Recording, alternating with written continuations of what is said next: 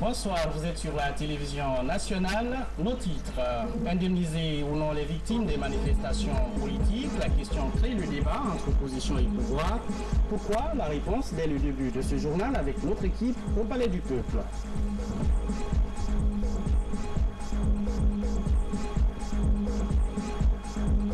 Aucun chiffre officiel sur le nombre de travailleurs domestiques en Guinée, mais plusieurs d'entre eux subissent des injustices selon leurs syndicats.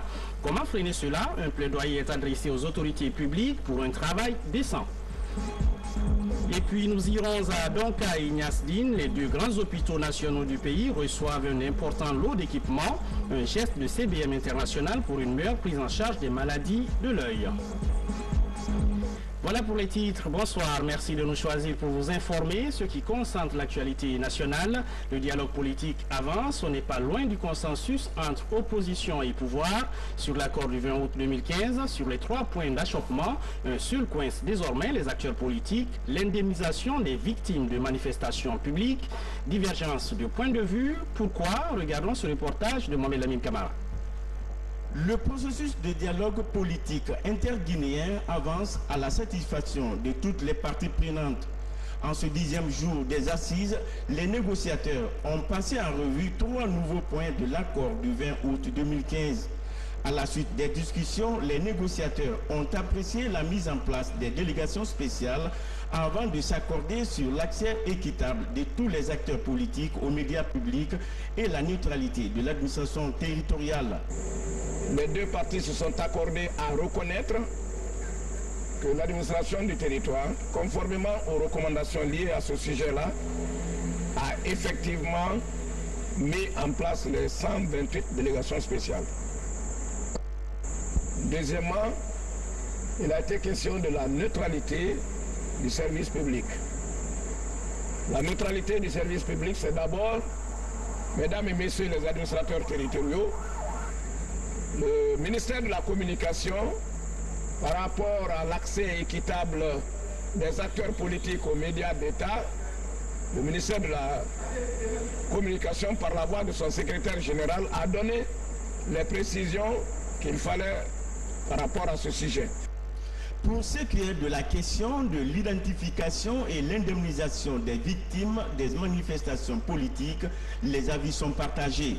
Nous avons parlé du problème de l'indemnisation des victimes, tel qu'également prévu dans l'accord de 2013 et dans celui de 2015.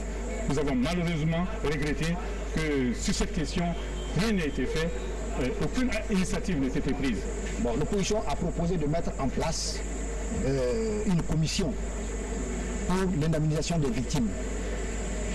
Mais nous pensons qu'il y a un État qui doit faire son travail.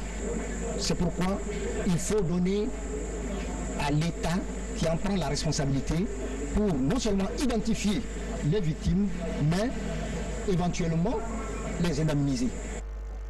Compte tenu de la divergence des positions, le Présidium a suspendu les travaux du dialogue pour le lundi prochain. Et puis en bref, Paris réussit aux affaires depuis 2011. Les islamistes remportent avec une confortable avance les législatives au Maroc. Le Premier ministre devrait être reconduit à son poste et nouer des alliances pour former le prochain gouvernement. Dans l'actualité nationale, la CENI procède à l'éclatement des bureaux de vote. L'objectif est de loger chaque électeur dans son secteur.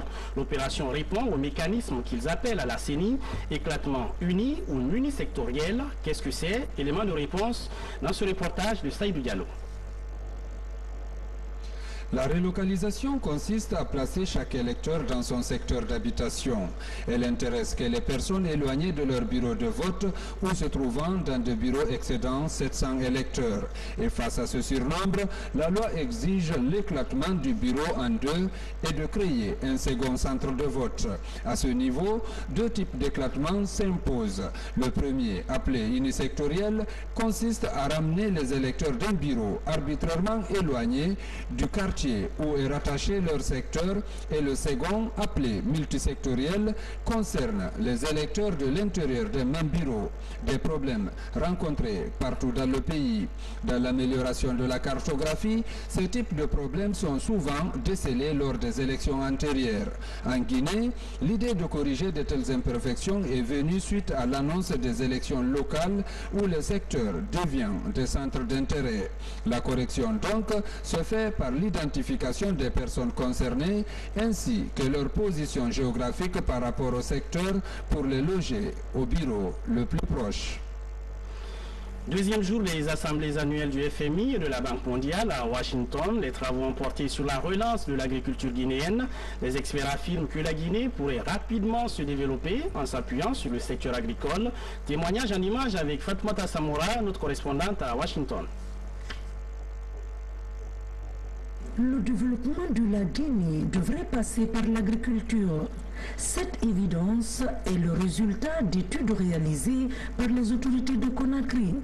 Devant des experts de la Banque mondiale, le conseil spécial du chef de l'État et la ministre de la coopération internationale expliquent le programme accéléré de développement rural intégré. Il s'agit d'un programme quinquennal. Ça concerne plusieurs secteurs tels que l'industrie, l'énergie, le transport, le commerce, l'élevage et tout ce qui est filière agricole. C'est toute la chaîne de valeur. Donc c'est un programme très ambitieux et qui, à court terme, nous espérons, peut générer des revenus, des résultats surtout importants quand on pense que dans le même contexte, à court terme, on prépare la campagne agricole de 2017 qui est déjà très avancée en acquis de préparation. Avec des terres cultivables et une pluviométrie abondante, la Guinée devrait rapidement assurer sa souveraineté alimentaire et mieux reprendre son statut de grenier de l'Afrique de l'Ouest. Les experts de la Banque mondiale le confirment.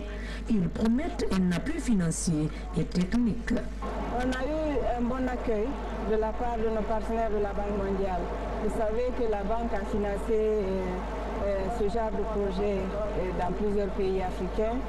C'est surtout une façon pour nous d'échanger sur concrètement comment on va mettre en place tout ça pour avoir des résultats très rapidement. Ce n'est plus la période de discussion, d'élaboration, de définition des stratégies, mais de savoir concrètement demain on commence par quoi et les résultats commencent à tomber quand. Parce que je pense que c'est ça qui est le plus important pour les populations guinéennes. La Guinée vient de loin. Ses dirigeants le savent. Ils s'attellent aujourd'hui à instaurer la bonne gouvernance dans le secteur agricole. Comment renouer les liens de confiance et de collaboration entre citoyens et policiers? La question est en débat à Conakry. C'est un projet baptisé Réforme policière pour un meilleur encadrement des citoyens. Voyons tout cela avec Saint-Martin Fascinadouno. Ils sont policiers, gendarmes, représentants d'associations et présidents des conseils des quartiers des communes de Kaloum et d'Ixine. Ils sont les premières cibles du projet Réforme policière pour un meilleur encadrement des citoyens, la sécurité communautaire et la préservation de la criminalité. Le projet est de Action sans frontières pour le développement. Je crois qu'il est important que la population comprenne une chose. La police n'est pas là contre elle, mais la police est là pour la protéger. Et donc, pour y arriver, il est fondamental, essentiel que ces citoyens-là, à la base, acceptent de travailler avec la police, acceptent de travailler avec la gendarmerie pour remonter des informations relatives à l'insécurité dans leur communauté. CPH, comme son nom l'indique, c'est l'organisation catholique pour la promotion humaine. Donc tout ce qui concerne ou aider à promouvoir l'homme, nous œuvrons dans ce sens. À travers ce projet, Action sans frontières pour le développement, en partenariat avec le CECID, l'OCPH Caritas Guinée et Cojinta, comptent établir une collaboration franche entre les services de sécurité et les citoyens. Pour nos attentes, c'est qu'à la fin de ce processus, que les participants, les communautés à la base collaborent mieux avec les autorités policières. Que les policiers qui viennent dans les quartiers déposer les plaintes, les convocations soient bien reçues et ne soient pas insultés. Qu'en cas de manifestation politique ou sociale, que les gens ne considèrent pas la police comme étant leur ennemi. Pour réussir sa mission, l'ASFD forme 6 leaders d'opinion chargés de sensibiliser les focus group au respect des droits humains. Plus de 500 citoyens seront touchés par cette campagne en faveur d'une communauté sécurisée et paisible. Célébration à Conakry de la Journée internationale du travail décent, l'occasion pour le syndicat national des employés de maison de plaider pour la ratification par la Guinée de la Convention 189 de l'OIT. Le point avec Younoussa Tawel Kamara. Pour gagner leur pain, ils se livrent aux travaux domestiques. Malheureusement, le métier n'est pas encore bien rémunéré. Souvent, aucun contrat ne les lie à leurs employeurs. Pour éradiquer cette pratique, le syndicat national des employés de maison attire l'attention des décideurs. On sillonne les foyers, on sait dans quelles conditions les employés de maison travaillent. Ce sont des expériences vécues que nous relatons. Par exemple, le maigre salaire, les employés ne sont pas bien payés. Il y en a qui sont payés au-dessous du SMIC guinéen. En plus de ça, il y a des maltraitances verbales, même corporelle des fois. Le travail décent pour un salaire décent est le slogan du syndicat national des employés des maisons de Guinée. Le rêve de ces travailleurs domestiques est de voir la Guinée ratifier la Convention 189 de l'Organisation internationale du travail. Déjà, la Guinée, c'est un État membre de l'OIT. S'il ratifie la Convention, ça veut dire que la Guinée est en train d'accomplir ce que l'OIT a dit de faire. À plus forte raison que les travailleurs domestiques guinéens auront leurs droits, auront des textes, auront des lois. Si on applique les lois là aussi, les travailleurs domestiques auront un travail décent. Les travailleurs domestiques auront un salaire décent et une vie décente. C'est en 2011 que le syndicat national des employés de maison Sinem Guinée a été créé. Actuellement, il mène une campagne de recensement des employés et enfants des maisons du pays. Je vous emmène à Banco, un petit village de Daboula où va bientôt être construit ce que le Fonds de solidarité islamique appelle un village durable. Pour sa construction, l'institution de la Banque islamique de développement débloque 10 millions de dollars. Et sur place, dans la commune rurale de Banco, site pilote, le projet est lancé. Reportage de Aboubakar Junior Kamara, Fatima Diallo. Le projet Village Durable est une initiative du Conseil islamique pour le développement. Il vise la réalisation d'un village moderne avec les infrastructures socio-économiques de base. Pour son lancement en Guinée, les autorités ont choisi la commune rurale de Banco, dans la préfecture de Daboula, le site pilote. Ce projet est pour le ministère de l'administration du territoire une réussite, un chemin, n'est-ce pas, pour arriver, n'est-ce pas, à repousser les barrières de la pauvreté. Nous avons eu l'honneur d'abriter ce projet. Vraiment, nous pouvons remercier l'État et les bailleurs de fonds. Le projet a déjà un retard de presque 1 an. Nous comptons très rapidement résorber ce retard. Le projet il est prévu d'être exécuté jusqu'en 2019. La banque elle participe dans ce projet qui est un projet pilote et qui s'intègre dans le cadre d'un programme qui a été élaboré et lancé pour 6 pays. Et la Guinée en fait partie. Donc l'objectif c'est pour lutter contre la pauvreté dans la région. Le coût de réalisation du village durable de Banco est de 12 millions de dollars.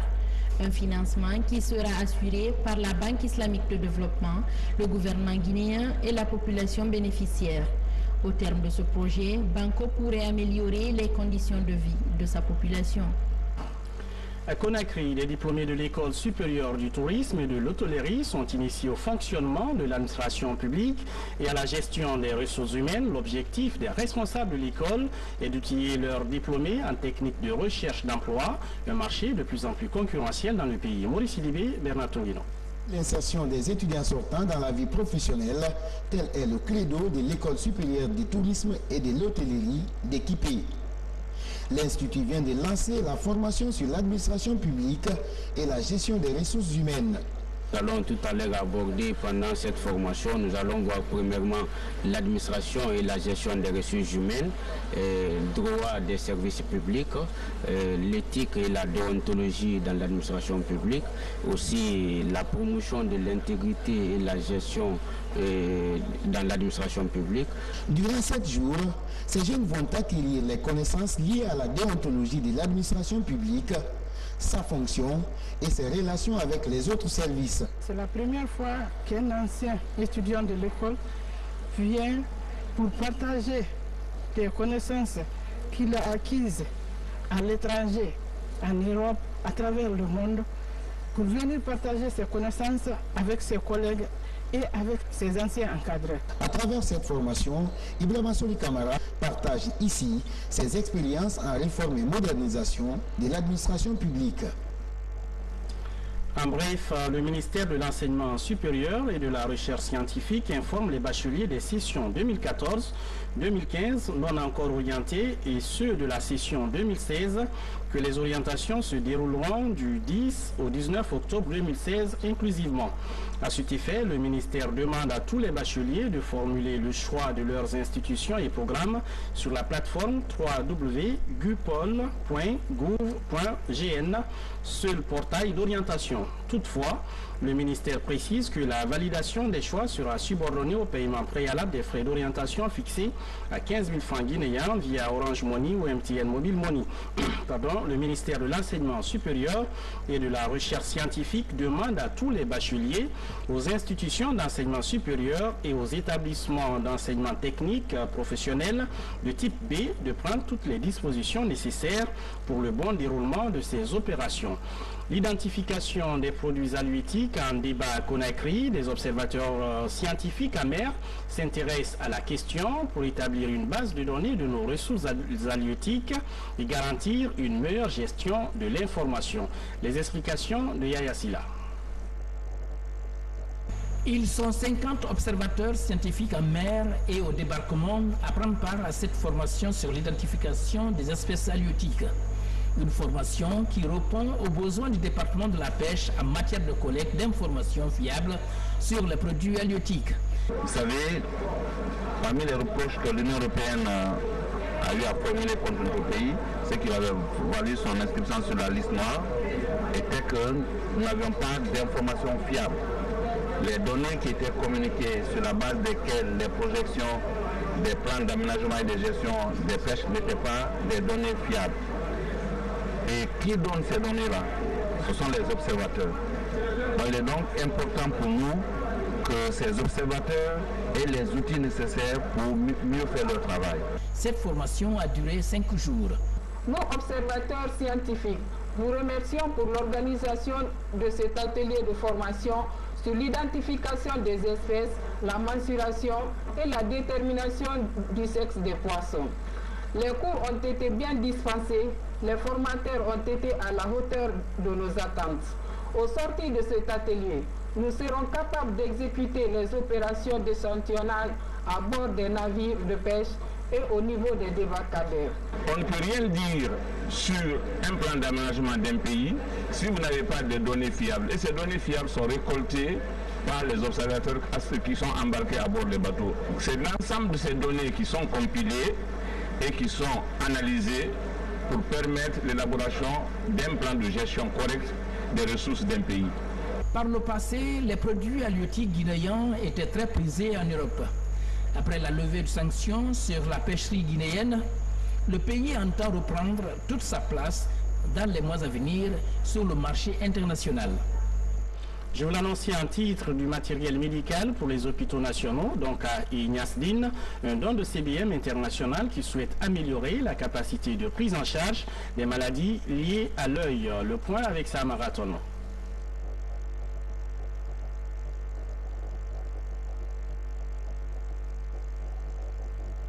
Le centre d'application du diplôme d'études supérieures spécialisé d'ophtalmologie de l'hôpital d'Onka, l'un des endroits les plus dynamiques dans le traitement des maladies liées à l'œil.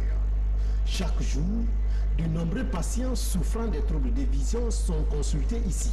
Une fois que le patient se trouve dans nos locaux, il est déjà pour une première partie enregistré au niveau des caisses. Donc, il se fait enregistrer. Ensuite, on l'amène dans la salle 5 où on procède à l'acuité visuelle, à l'évaluation de l'acuité visuelle. Donc, on mesure à peu près la vision du patient. Aujourd'hui, le centre vient d'être doté de nouveaux équipements. Ils sont composés de champs visuels automatiques, de lasers, d'angiographes et d'échographes. Le don est de CBM International. Il vise à améliorer la qualité des soins et la capacité de prise en charge des malades. Nous faisons des installations de nouveaux lasers, de champs visuels et de retinal camera. Et nous faisons aussi tous les services sur les autres instruments. C'est très nécessaire. Ce matériel d'abord va nous aider à peaufiner la formation des étudiants. Ces étudiants viennent des pays ouest-africains francophones, le Niger, le Bénin, le Mali, le Togo, la Côte d'Ivoire, donc plus les étudiants guinéens. Donc avec l'équipement, la qualité de la formation va être renforcée. Deuxièmement, les soins. Nous donnons des soins à la population guinéenne. Ces soins-là vont être beaucoup plus améliorés. Autre bénéficiaire de l'œuvre humanitaire de CBM International, le CHU Ignasti. Cet autre hôpital obtient un microscope et une lampe à fente. Ce geste humanitaire détermine la volonté de cette structure suisse à accompagner la Guinée dans l'amélioration des conditions de santé des populations. En bref, plusieurs cas de choléra recensés au Yémen, ravagés par la guerre civile. Les autorités parlent de 8 personnes atteintes. L'UNICEF fait part de son inquiétude. L'organisation internationale dit actuellement travailler avec ses partenaires pour établir l'ampleur exacte de l'épidémie. Rénovation de l'école primaire de la Cité de l'Air et du lycée 28 septembre de Conakry. Des établissements d'enseignement public qui manquaient aussi d'infrastructures. La société MTN vient en appui à ces écoles entièrement réhabilitées et équipés. Bernard Tongino. Il y a quelques années, cette école primaire au quartier Cité de l'Air était dans un état de délabrement très poussé. Aujourd'hui, l'infrastructure a changé de visage grâce aux travaux de rénovation réalisés par la société MTN et ses partenaires. Je n'ai de quoi dire, tellement que mon école est devenue jolie. Je remercie très sincèrement MTN pour classe, les tableaux sont peints.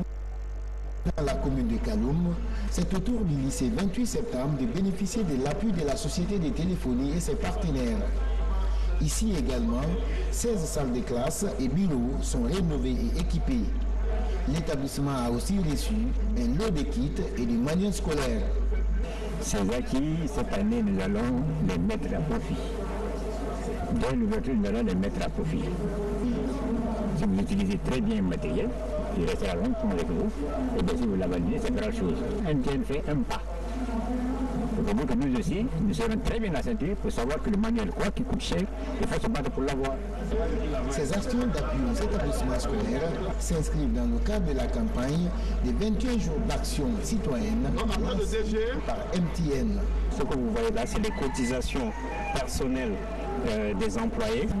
Toutefois, on a quand même des supports qui sont certains partenaires qui travaillent avec nous. Et pour l'année prochaine, on nous affectera aussi de nouveaux objectifs. Évalués à 600 millions de francs guinéens, les travaux de rénovation et d'équipement de ces écoles publiques offrent désormais un cadre d'apprentissage idéal aux milliers d'enfants en quête de savoir. Journée de la création des postes, elle sera célébrée demain à travers le monde. En Guinée, les autorités prennent le devant ce samedi. Elles viennent d'exposer les progrès enregistrés dans ce secteur.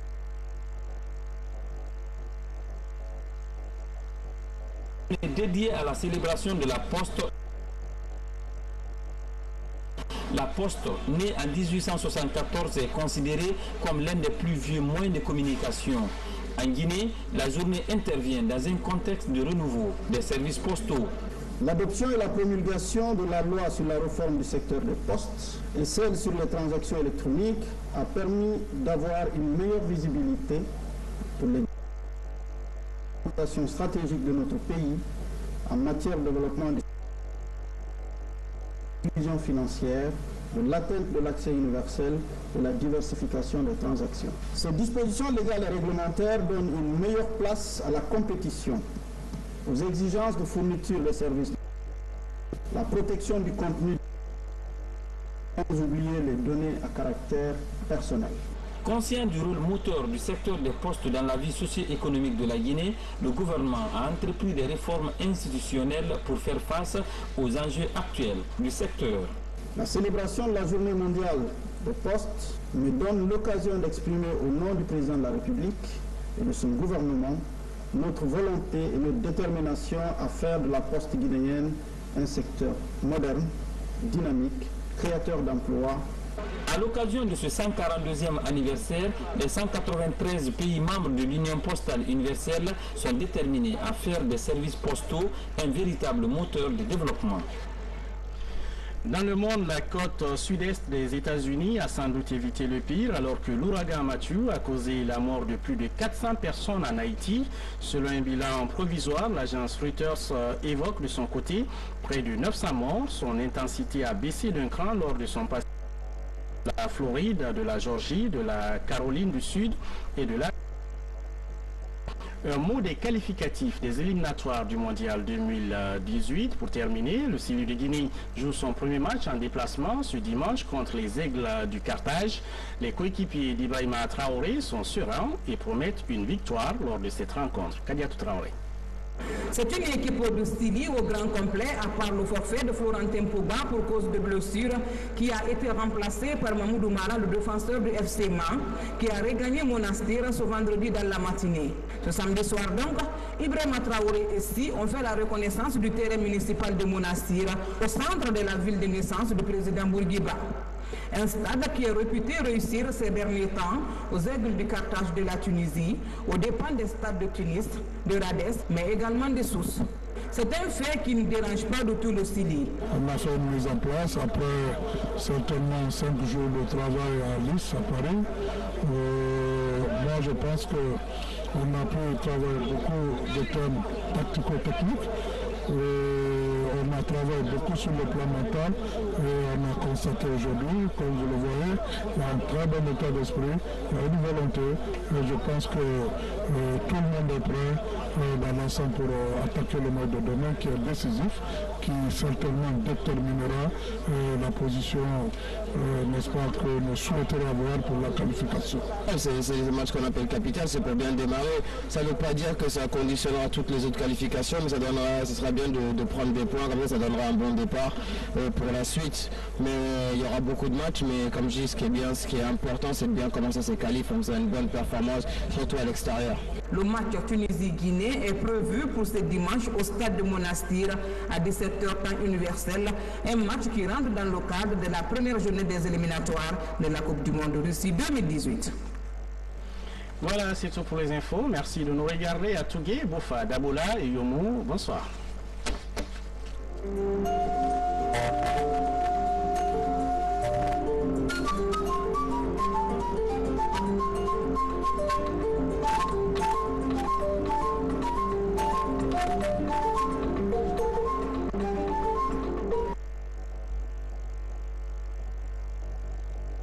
Thank you.